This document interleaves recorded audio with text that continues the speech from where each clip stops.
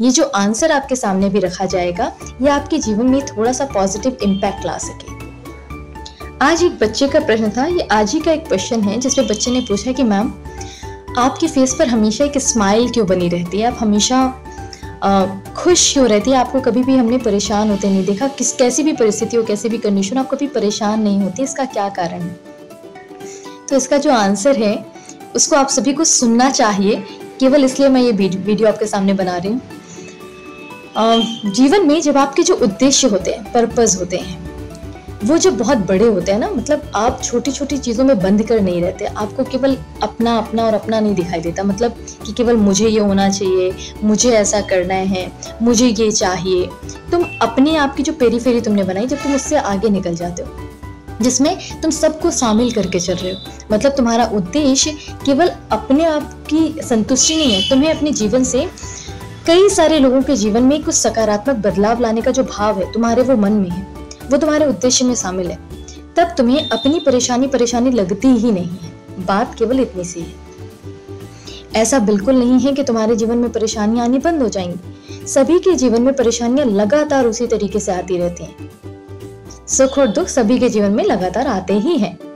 लेकिन होता क्या है कि जब हमारा उद्देश्य बहुत बड़ा होता है ना, हम अपने जीवन से आगे निकल करके सोच रहे हैं, तब उस कंडीशन में हमें अपने जो दुख है ना, वो दुख लगते नहीं है। कारण क्या है कि हमें सबकी समस्याएं, सबके दुख अपने दुख लगते हैं, तो उसमें तुम्हारा दुख तो बहुत छोटा सा हो गया ना।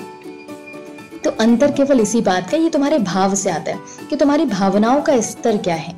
जब तुम अपने भावनाओं के स्तर को काफी ऊपर तक ले जाते हो, इस लेवल पर ले जा सकते हो कि तुम अपने आप से बहुत आगे बढ़ चुके हो, तो वहां पर जब तुम सबके लिए कुछ करते हो, तो उसमें तुम स्वयं शामिल भी हो रहे हो। तुम सबके लिए जब बेहतर सोचना शुरू करते हो, तो तुम्हारे अपने लिए खुद बहुत अच्छी चीजें स्वयं होने लगेंगी, तुम्हें कुछ अलग से करने की जरूरत भी नहीं है। लेकिन जब तुम केवल अपना अपना और अपना सोचते हो, तो वहां पर तुम अपने लिए भी जीवन भर कुछ नहीं कर पाओगे।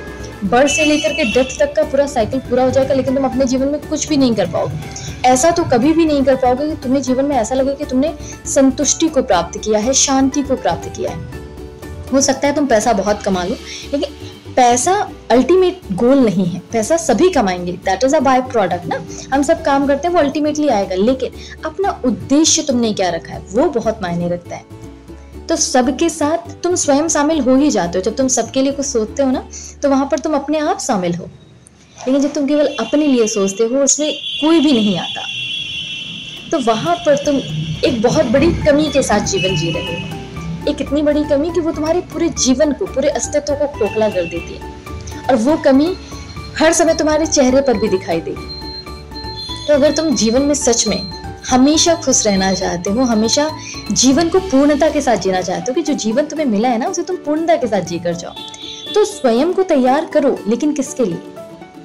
अपने जीवन को आगे बढ़ाने के लिए, और साथ ही साथ उससे सबके जीवन में कुछ बेहतर लाने के लिए। कि तुमसे कोई भी व्यक्ति अगर थोड़ी देर के लिए भी मिल लेना, तो उसके जीवन में कहीं ना कहीं कुछ सकारात्मकता आ जाए, तुम्हारे विचारों से, तुम्हारे शब्दों से, तुम्हारे व्यवहार से। तो ये सारी चीजों का ख्याल तुम्हें हमेशा अपने जीवन में रखना है।